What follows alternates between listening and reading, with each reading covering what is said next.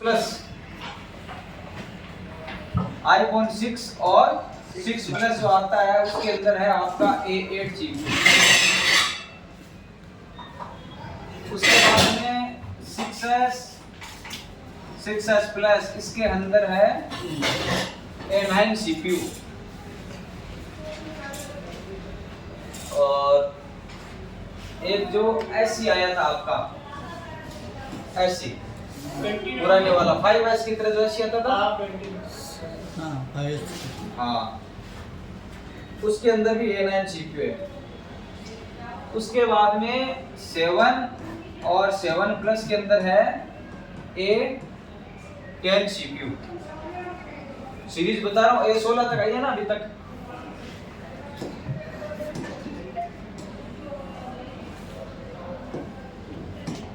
उसके बाद में आपका 8 प्लस और 10 और SC 2020 आईफोन 8 प्लस 10 और SE ये होता है आपका आईफोन 7 की तरह होता है दिखने में। 6s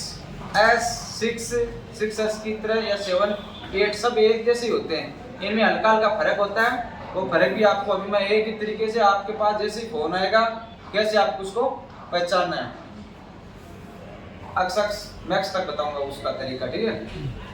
तो इसमें आपका A11 होगा 8 प्लस अक्स।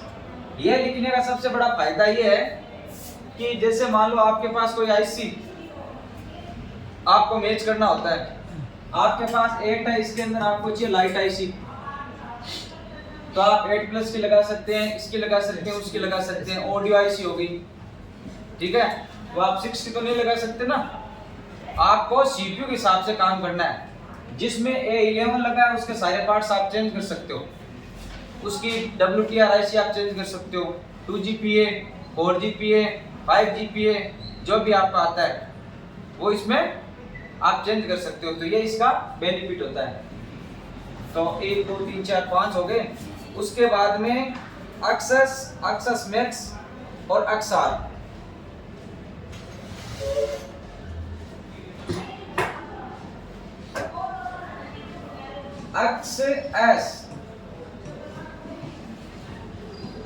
एक्सेस मैक्स और XR इसके अंदर A12 CPU होता है, A12। उसके बाद में 11 सीरीज आएगी,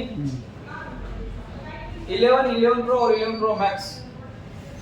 11 पूरी सीरीज 11 प्रो और मैक्स तक, 11 प्रो मैक्स तक आपकी कौन सी आएगी फिर 13। 11 के बाद में कौन सी सीरीज है 12 है। तो 12 में आपको पता है 12 मिनी और 12 आया था, 12 मिनी आया था, 12 प्रो आया था और प्रो मैक्स प्रो और प्रो 12 सीरीज में A14 CPU लगा हुआ। उसके बाद में 13। अब 13 और 14 के अंदर थोड़ा सा आपको ध्यान में रखना है CPU के मामले में। बाकी अभी तक जैसे थोड़ा ध्यान कहाँ पे रखना था, एक तो एक्सेस मैक्स और XR के अंदर, ठीक है। और एक ये आपका ये देखो एक्स और एक्सेस सेम से ही है लेकिन CPU का चेंज है ना थोड़ा। जहां पे ध्यान रखने वाली चीज होती है तो ये 10 के अंदर तो आपका A11 और 10X के अंदर कौन सा है A12 CPU। तो ये आपको ध्यान में रखना है कि भाई इनमें यहाँ पे चेंज आपके आ जाता है। उसके बाद में 13 mini pro max, 13 mini 13 pro और मैक्स, इनमें आपका कौन सा CPU है A15। अब आपके हिसाब से जो 14 सीरीज आई है उसमें कौन सा सीपीयू होना चाहिए? 16 है तो सही, लेकिन 15 भी है इसके अंदर। आईफोन 14 और 14 प्रो, देखो 14 और 14 के अंदर आपका A15 सीपीयू है, और ये किस में था भाई? 13 मिनी, 13 प्रो मैक्स, इसमें कौन सा था? A15। और 14 में भी A15 है। चेक करो अपने मोबाइल में, गूगल खोलो, लिखो आईफोन 14 सीपीयू टाइप कौन सा, आयोनिक A15 16 14, चेक करो सभी, पता चल जाएगा। फिर आपको 14 प्रो मैक्स को चेक करना है, डिफरेंस पता होना चाहिए ना आपको। हमारे हिसाब से तो ये 16 होना चाहिए भाई, 14 जब सीरीज आ गई है तो उसमें 16 होना चाहिए। चेक करो A15 कौन सा है? A15 है। प्लस में देखो आईफोन में 14 और 14 प्लस, 14 प्लस में कौन सा आ रहा है? 14 में A15 देखा, और 14 प्लस भी चेक करो। इसमें मिनी, यहाँ पे पहले क्या था? 13 मिनी, 13 प्रो मैक्स। अब की बार क्या? 14 प्लस, मिनी की जगह क्या निकाला उसने? प्लस नाम दिया है। और फिर आपका 14 प्रो और 14 प्रो प्लस में भी 15 दिखा। हाँ तो 15 दिखाएगा ना, मैंने लिखा ना प्लस में 15। लेकिन आपके हिसाब से तो फिर आप तो ये सोचते ना कि भाई 14 सीरीज में 16 सीपीयू सब के अंदर है, केवल यहीं पे उसने थोड़ा सा चेंज कर दिया, इसके अंदर है A16। तो ये नोटिस कर लो सभी, लिख लो, फर्क आया है एक तो 14 प्लस के अंदर।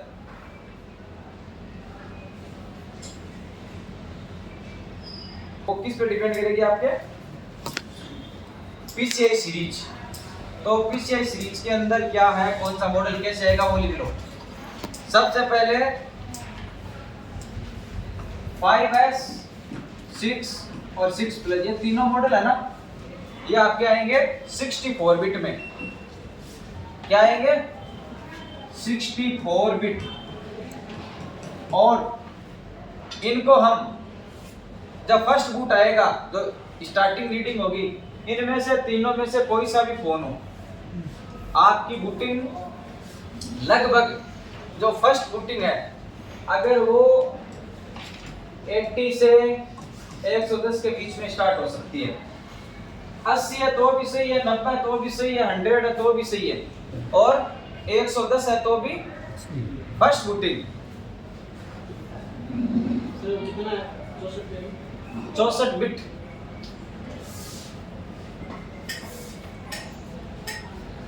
फिर उसके बाद में 6S प्लस, 7 और 7 प्लस।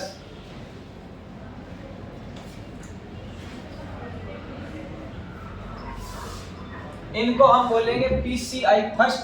क्या बोलेंगे? PCIe first. यानी ये PCI सीरीज स्टार्ट हो गई थी, इसकी फर्स्ट जनरेशन है।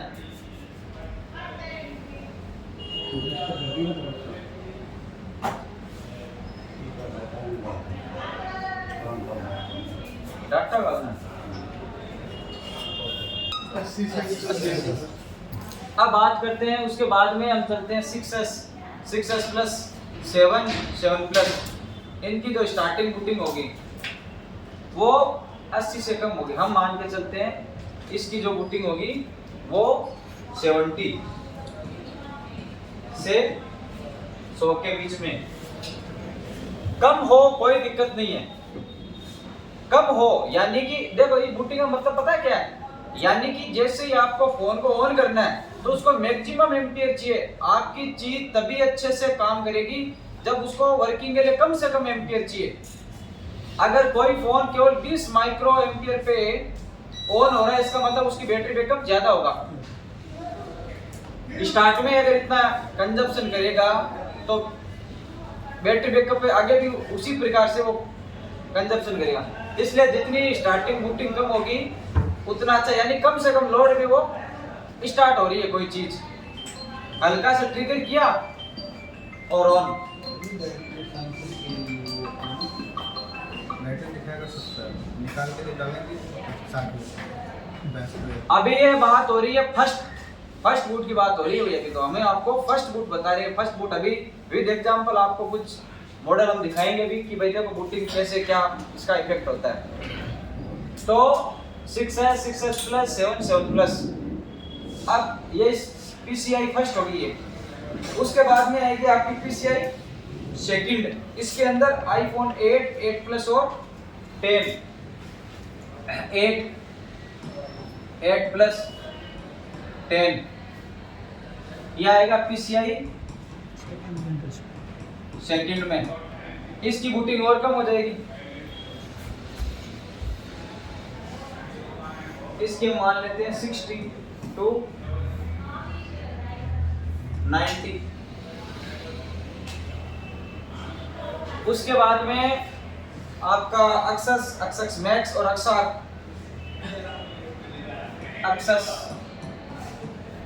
एक्सस मैक्स और अक्सा PCIe 3 इनकी बूटिंग और कम 50 से 80।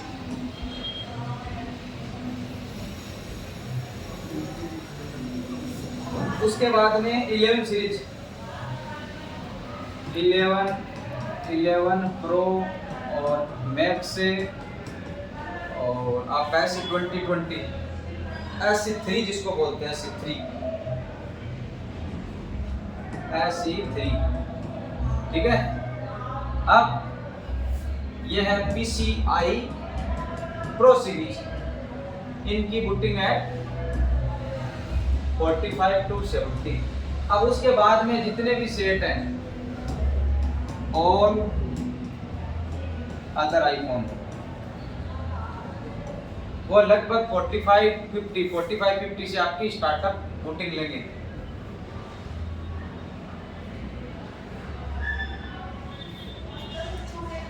जो ऊपर वाला है ना वो तो मैंने आपको एक्चुअली के अंदर देखो 30 का गैप दिया है ना, वो नॉर्मली आपका 80 की जगह 90 से स्टार्टिंग हो जाएगी। 110 तो बहुत रेयर केस के अंदर ही होगा, फिर भी अगर 110 भी होता है तो भी वो कोई उतनी समस्या वाली बात नहीं है फर्स्ट वाली। लेकिन सेकंड वाली बूटिंग है ना वो इफेक्ट करेगी। आप बटन को ट्रिगर करोगे ये वाली बूटिंग स्टार्ट होनी चाहिए। ये इसमें कौन सी लगी sir operating system? PCI pro. इसमें ऑल अदर में क्या चीज? ऑल अदर में ये PCI प्रो। उसके बाद में जितने भी आएंगे ना ये सीरीज का नाम है, इन सबको PCI प्रो सीरीज बोलते हैं। PCI प्रो के बाद में जितने भी सेट आए हैं सबकी बूटिंग वो 45 के लगभग रहेगी। 45 हाँ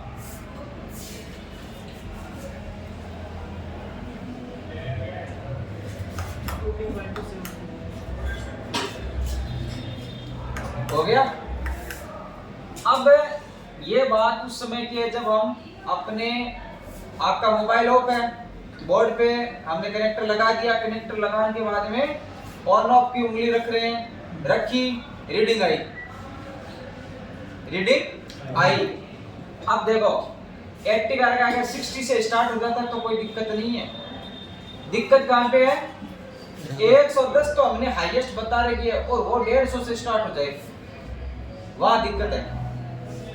कम होगी तो कोई दिक्कत नहीं है, वो तो एक स्टार्ट किक है भाई। हम चाबी को इतना सा घुमाते हैं और हमारी गाड़ी स्टार्ट हो गई, कोई दिक्कत नहीं है। पूरा घुमाएं तो स्टार्ट होती है तो कोई दिक्कत नहीं है। लेकिन पूरा घुमाने के बाद में और ऐसे करते हैं तो वो चाबी मतलब बेंड हो रहा है चाबी में, वो चीज सही नहीं है ना, वो दिक्कत वाली है। तो जितने कम से स्टार्ट होता है कोई सेट कोई प्रॉब्लम नहीं है। दिक्कत हमेशा वही आएगी ज्यादा से, चाहे वो एंड्रॉइड हो चाहे वो आपका आईफोन हो।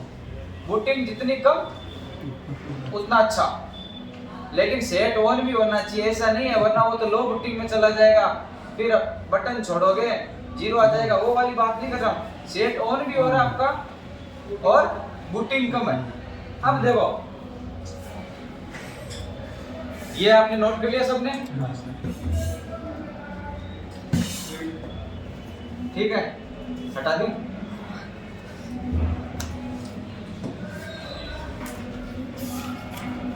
अब उसके बाद में क्या है, बात आती है सेकेंड रूटिंग की।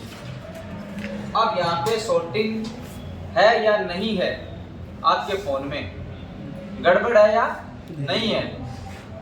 तो सबसे पहले मैंने आपको बताया कि आपके पास कोई भी फोन आएगा, डीसी पे चेक करोगे तो हमारी फर्स्ट प्रायोरिटी क्या रहेगी, 0 एम्पीयर।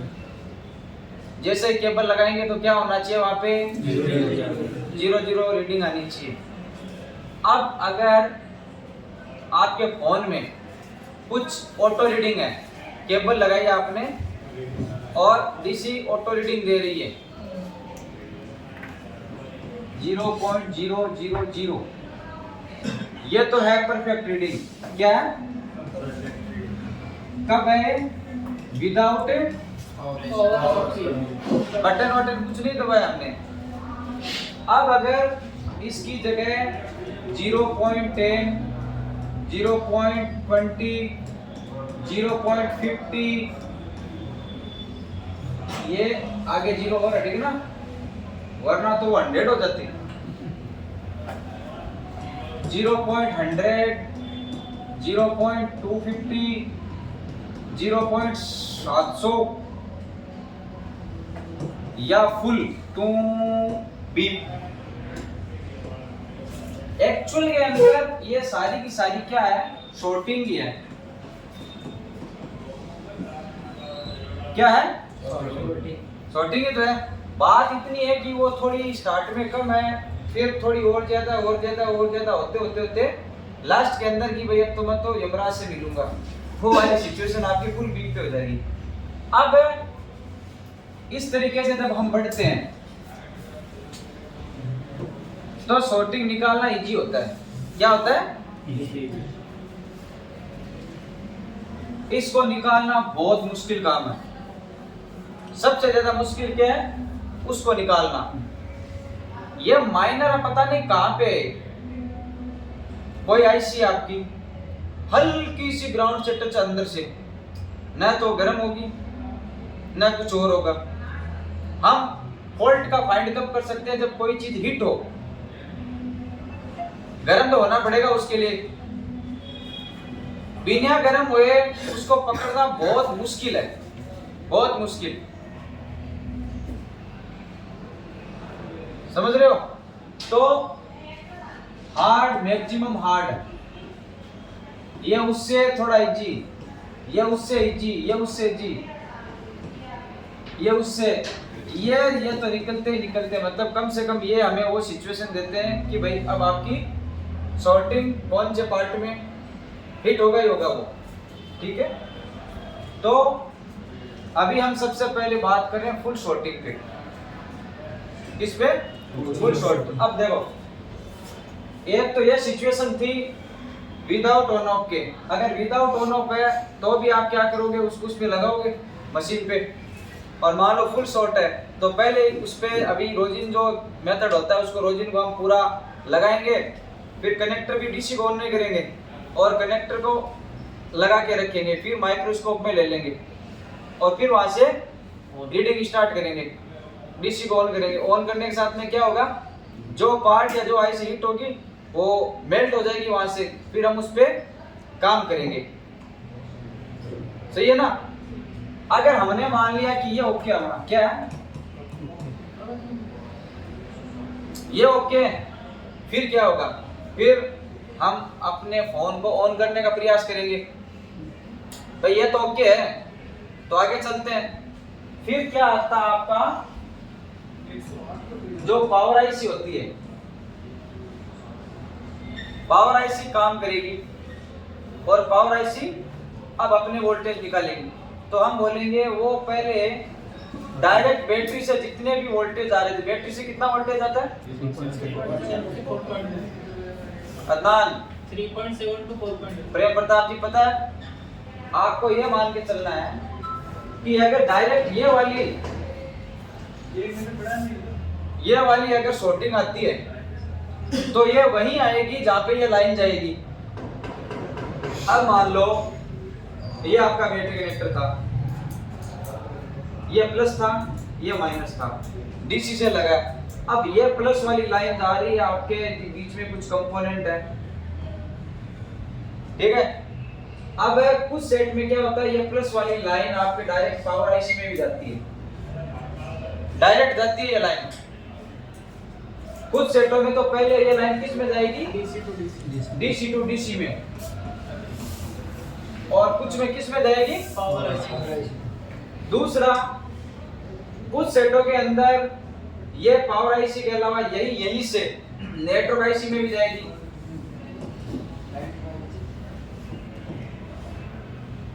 कोई बात नहीं है, कहने का मतलब है इस लाइन से जितनी लाइन एक्टिव होगी,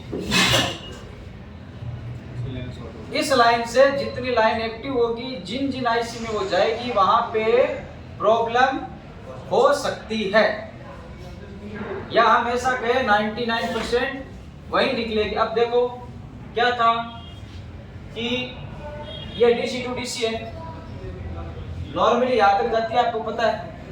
तो अगर यहाँ पे होती है तो आपको डीसी टू डीसी से लेके और बैटरी कनेक्टर के बीच में जो लीकेज आती है उसके मिलने का चांसेस क्या रहता है, सबसे ज्यादा रहता है।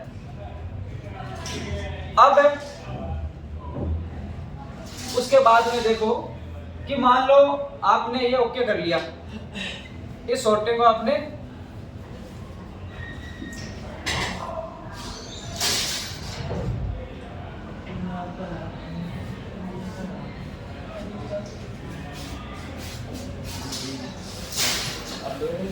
ये शॉर्टिंग निकालो, चाहे कोई सी भी शॉर्टिंग निकालो, तरीका शॉर्टिंग निकालने का तो वही रहेगा।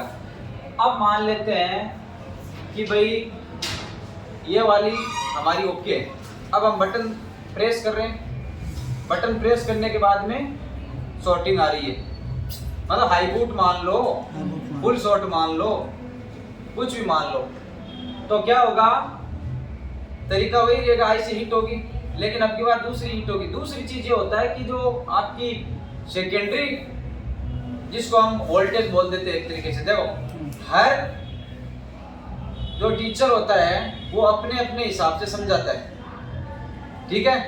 अब यहाँ पे कंफ्यूजन हो जाता है, आप अलग वीडियो देखते हो तो वो प्राइमरी लाइन, सेकेंडरी लाइन, और primary voltage, secondary voltage, half shorting, full shorting, जितना आप ज्यादा अध्ययन करोगे उतना दिमाग में कचरा आएगा। अच्छा है, सीधा सिंपल शॉर्टिंग है, फोन में निकालना है, बात यहीं पे खत्म होती है, ठीक है। तो अब जो पावर आईसी होती है, पावर आईसी में क्या होता है, एक सीक्वेंस होता है कि पहले तुम चलोगे, पहले तुम चलोगे, फिर तुम, उसमें बीच में से। और दूसरी चीज ये है कि पावर आईसी में होता है कि एलडी होते हैं ना, मैंने बताया था ना आपको, और एलडी होते हैं जो हायर और लोअर एलडी होता है वो अंदर जाते हैं कि नहीं जाते, अंदर जाके वापस दूसरे एलडी को एक्टिवेट करते हैं। अब आप ऐसा मान के चलो कोई अंदर से हायर और लोअर एलडी ओके, हमने माना हायर और लोअर एलडी ओके, लेकिन अंदर से कोई एक एलडी था वो खराब था, वो शॉर्ट है, तो हायर एलडीओ है वो 5 एलडीओ को अंदर से उसको इनेबल करेगा, लेकिन उनमें से एक शॉर्ट है तो फिर वो लाइन पूरी शॉर्ट हो गई, समझ रहे हैं मेरी बात।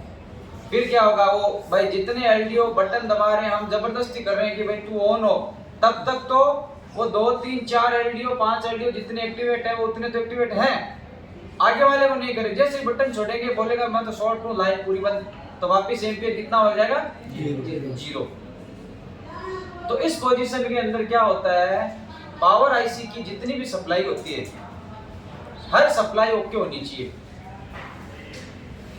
अब एक चीज और बता दूं आपको, ध्यान रखना, एलडीओ शॉर्ट हो तो चलेगा, कोई परेशानी नहीं है, लेकिन कौन सा शॉर्ट नहीं होना चाहिए, कौन सी लाइन में प्रॉब्लम नहीं होनी चाहिए, वो इंपॉर्टेंट है।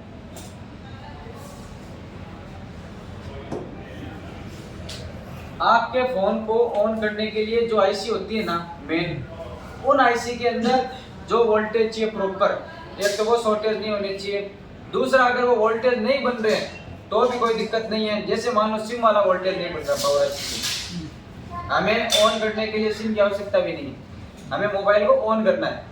तो आपको क्या ध्यान में रखना है, आपको ये ध्यान में रखना है, एक तो DC टू DC, ठीक है। इसको एक्टिव होने के लिए जो सारे चीजें चाहिए वो ओके चाहिए, यानी ये सब कुछ ओके चाहिए आपको। दूसरी जो पावर आईसी है, पावर आईसी को खुद को ओके होने के लिए VPH चाहिए, प्रॉपर VPH उसको मिलना चाहिए, VPH अप डाउन नहीं होना चाहिए, ठीक है। उसके बाद में आपकी जो पावर आईसी होगी, ये जो power IC DC to DC okay थी, इसलिए इसने VPH बनाया, यानी इसने क्या किया, VPH बनाया। तो ये जो VPH है ये पावर आईसी को मिला, इसके पास आया। तो अब ये पावर आईसी क्या करेगी, अपने वोल्टेज आउट करेगी, क्या करेगी, और कितने प्रकार के वोल्टेज बनाती है पावर आईसी, बक वोल्टेज और LDO वोल्टेज। तो ये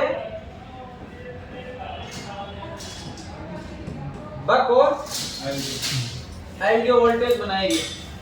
अब इसमें देखो, बक सबसे पहले ये तो सारे के सारे ओके चाहिए, क्या चाहिए, ओके।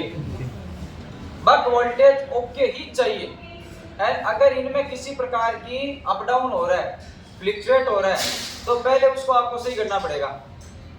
लेकिन अगर LDO में से जैसे मान लो LDO वोल्टेज बन रहे हैं और हमने कहा कि ये 15 प्रकार के वोल्टेज बना रहे, कितने,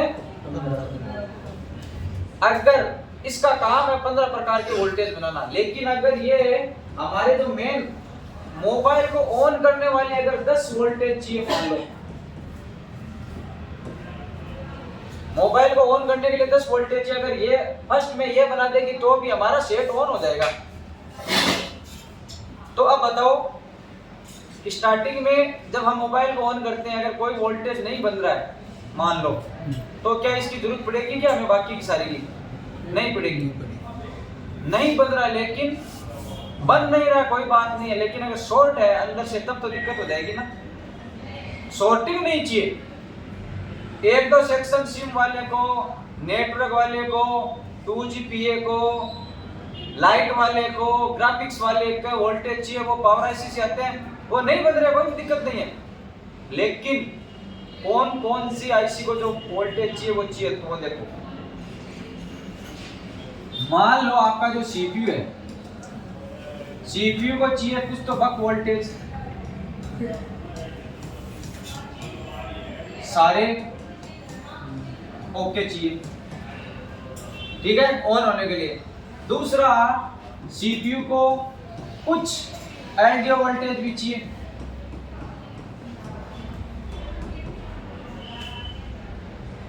जो वोल्टेज हो सकता है कि देखो ये एक कोई 1.8 का वोल्टेज है, ठीक है, ये आपका CPU में भी आता है, ये आपका रैम में भी आता है, ये आपका रोम में भी आता है, ये आपका WTR में भी आता है। तो हमने सबसे पहले जैसे मान लो कोई वो 1.8 था ना, ये पावर आईसी से निकल रहा है, अब हम चेक करेंगे इनको, हमने देखा कि ये WTR के लिए जा रहा है, हमें कोई दिक्कत नहीं, हम उसको नहीं चेक करेंगे अपने बोर्ड पे।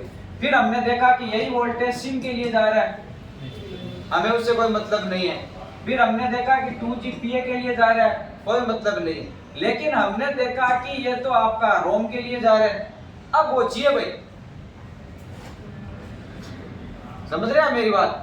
जब आप स्कीमेटिक पढ़ोगे तो आपको सबसे पहले यह देखना है कि CPU के लिए कौन सा वोल्टेज, कौन सा LDO जा रहा है। जो CPU के लिए, रैम के लिए, रोम के लिए जा रहा है वो वोल्टेज आपको नोटिस करने हैं। क्या करने हैं कि भाई ये हमारे मेन 4 फैक्टर होते हैं, CPU, रैम, रोम, अगर उनमें जा रहे हैं कोई लाइन तो वो तो हम लिखेंगे, बाकी हम नहीं लिखेंगे। चलो एग्जांपल दिखाता हूं आपको।